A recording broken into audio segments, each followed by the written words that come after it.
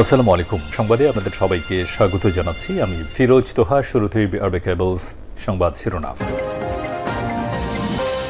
জানিয়ে দেব এই মুহূর্তে হাতে পাওয়া সর্বশেষ গুরুত্বপূর্ণ বাংলা আপডেট সংবাদ। শুরুতেই থাকছে খালেদা জিয়ার কিছু হলে তার দায় সরকারের। গুরুতর অসুস্থ বিএনপি চেয়ারপারসন খালেদা জিয়ার কিছু হলে তার দায় সরকারকেই নিতে হবে বলে মন্তব্য করেছেন বিএনপির প্রচার সম্পাদক সুলতান সালাউদ্দিন টুকু। বিদেশে খালেদা জিয়ার উন্নত চিকিৎসায় সরকার ক্রমাগত বাধা দিয়ে যাচ্ছে বলেও অভিযোগ করেন তিনি। এবারে জানাবো মানুষের ভাগ্য বদলানোর জন্য আওয়ামী লীগের জন্ম।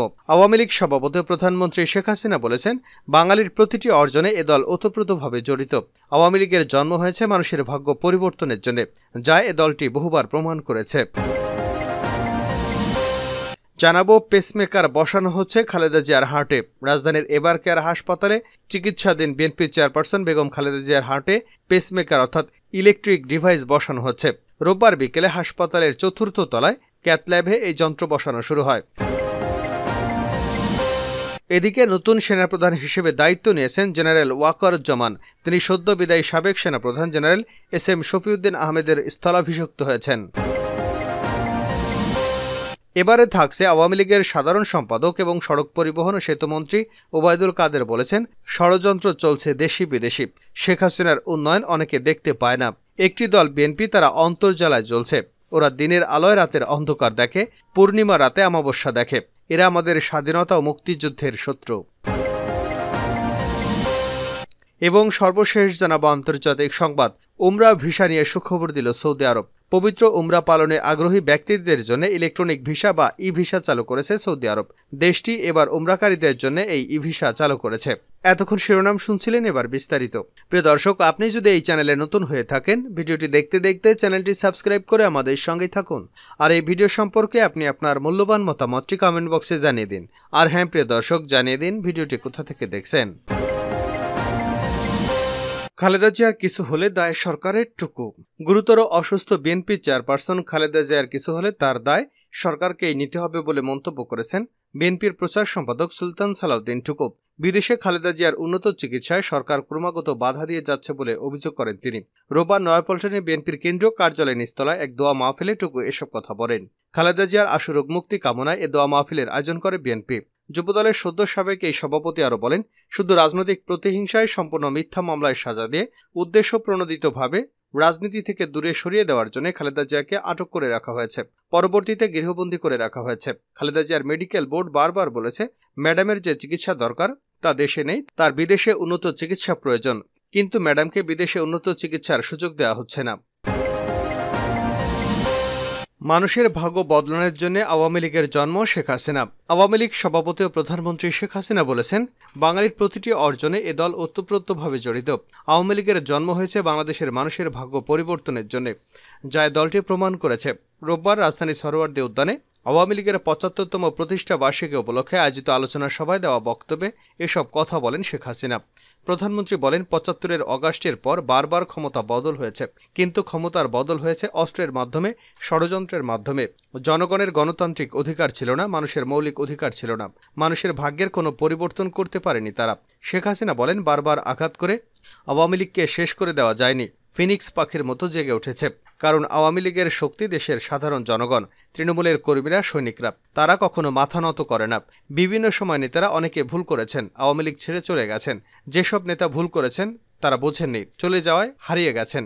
হ্যাঁ, অনেকেই ফিরে এসেছেন, আমরা গ্রহণ করেছি। আবার অনেকে এখনও সরকার পতনের আন্দোলন করেন। সরোয়ার্দী উদ্যানে আওয়ামী লীগ সভাপতি শেখ হাসিনা বলেন, সংগঠনকে শক্তিশালী করতে হবে।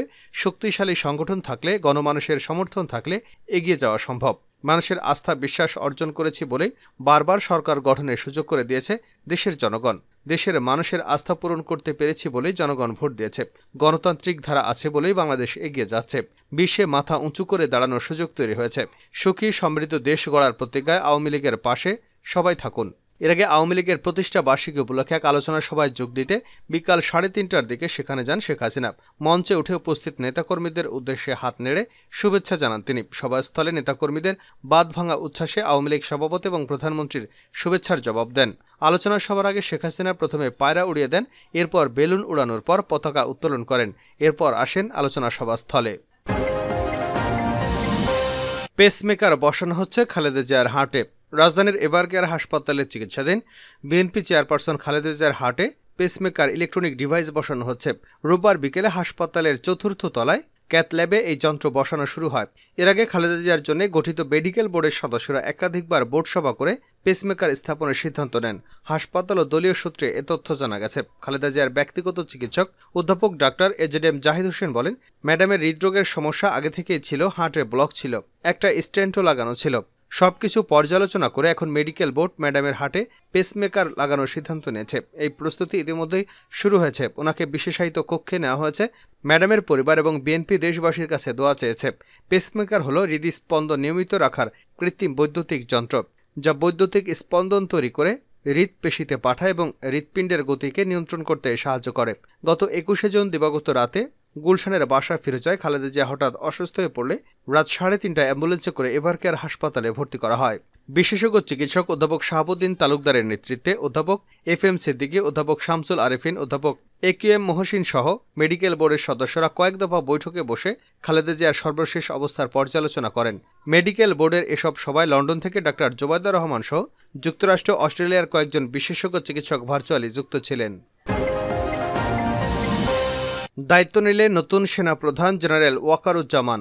নতুন সেনাপ্রধান হিসেবে দায়িত্ব নিয়েছেন জেনারেল ওয়াকারুজ্জামান। তিনি সদ্য বিদায়ী সাবেক সেনাপ্রধান জেনারেল এস.এম. শফিউদ্দিন আহমেদের স্থলাভিষিক্ত হয়েছেন। এর আগে গত মঙ্গলবার প্রতিরক্ষা মন্ত্রণালয়ের এক প্রজ্ঞাপনে ওয়াকারুজ্জামানকে সেনাবাহিনীর প্রধান হিসেবে নিয়োগের বিষয়টি জানানো হয়। প্রতিরক্ষা মন্ত্রণালয়ের ওই প্রজ্ঞাপনে বলা হয়, বাংলাদেশ সেনাবাহিনীর লেফটেন্যান্ট জেনারেল ওয়াকারুজ্জামানকে 23 জুন 2024 থেকে বাংলাদেশ সেনাবাহিনীতে জেনারেল পদে পদোন্নতি দিয়ে প্রতিরক্ষা বাহিনীগুলোর প্রধানদের নিয়োগ, বেতন এবং ভাতা ও অন্যান্য সুবিধা আইন 2018 অনুসারে ওই দিন অপরাহ্ন থেকে 3 বছরের জন্য সেনাবাহিনীর প্রধান হিসেবে নিয়োগ দেওয়া হয়েছে। আইএসপিআর এর বিজ্ঞপ্তিতে বলা হয়েছে, লেফটেন্যান্ট জেনারেল ওয়াকারুজ্জামান 1985 সালের 20 ডিসেম্বর 13তম দীর্ঘমেয়াদী কোর্সের সঙ্গে বাংলাদেশ সেনাবাহিনীতে কমিশন লাভ করেন। তিনি defence services command and staff college, Mirpur এবং যুক্তরাজ্যের joint services command and staff college থেকে গ্র্যাজুয়েশন সম্পন্ন করেন। এছাড়া তিনি জাতীয় বিশ্ববিদ্যালয় থেকে মাস্টার্স অব ডিফেন্স স্টাডিজ এবং যুক্তরাজ্য King's College University of London থেকে Masters of Arts in defence studies degree অর্জন করেন।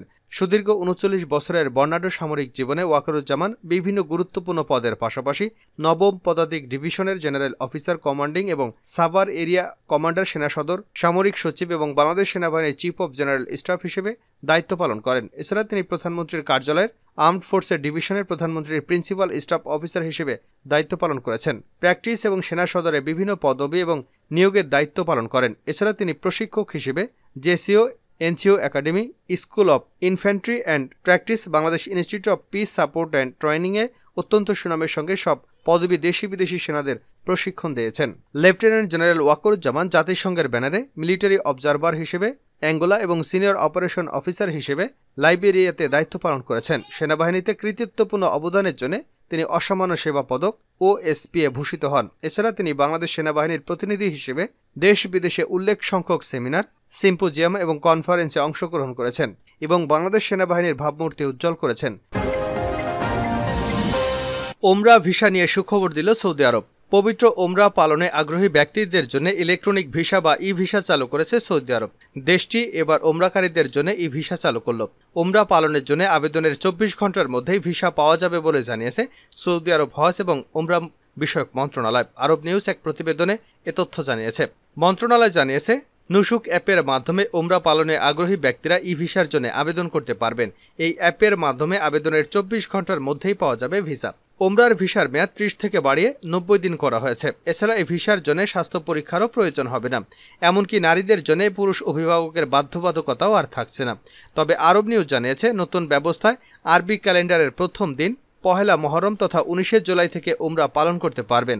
সৌদি প্রেস এজেন্সি জানিয়েছে, মন্ত্রণালয় উমরা পালনকারীদের সেবার মান বাড়াতে এবং তাদের সৌদিতে প্রবেশ আরও সহজ করতে ই ভিসা চালু সহ অন্যান্য সেবা সম্প্রসারণের সিদ্ধান্ত নিয়েছে। উমরা মন্ত্রণালয় বলছে, উমরা প্রক্রিয়া সহজ, উন্নত মানের সেবা এবং পুণ্যার্থীদের সৌদির সংস্কৃতি এবং ধর্মীয় অভিজ্ঞতা সহজলভ্য করার লক্ষ্যে সৌদি ভিশন 2030 এর অংশ হিসেবে এমন উদ্যোগ গ্রহণ করা হয়েছে। হজ পালনের যোগ্য ব্যক্তিরা সহজেই নুসুক অ্যাপের মাধ্যমে তাদের উমরা পালনের পরিকল্পনা সাজাতে পারবেন। মক্কা ও মদিনায় আসা মুসলমানদের স্বাগত জানানোর প্রক্রিয়া সহজ করতে নুসুক অ্যাপের মাধ্যমে এখন থেকে এই অ্যাপের মাধ্যমে সহজে ই-ভিসার আবেদন করতে পারবেন উমরাকারীরা। এছাড়া অ্যাপটিতে পরিবহন, আবাসন সহ বিভিন্ন সেবাও মিলবে প্ল্যাটফর্মটিতে।